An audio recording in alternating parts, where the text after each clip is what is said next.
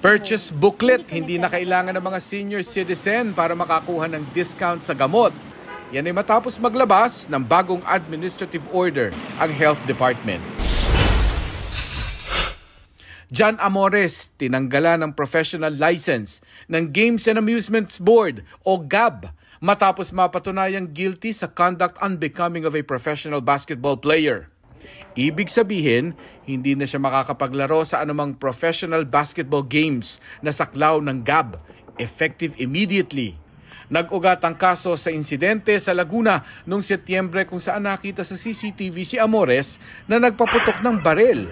Sinabi noon ni Amores na warning shot lang ito para protektahan ang sarili at mga kasama sa banta umano ng mga armadong lalaki.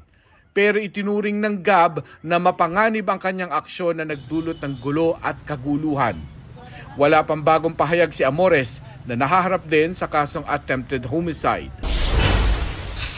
Tulay na nagkukonekta sa mainland Leyte at Biliran umuuga at tila umaalon-alon pa. Kaya di muna ito pinadaraanan sa heavy equipment vehicles. Sa hiwalay na kuha, kita rin kung paanong umuga ang steel bars ng tulay. Pinapadaan naman ng DPWH ang light vehicles gaya ng passenger van at SUV. Ang mga bus, pinahihinto para magbaba muna ng pasahero bago padaanin.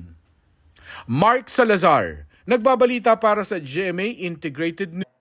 Huwag magpahuli sa mga balitang dapat niyong malaman.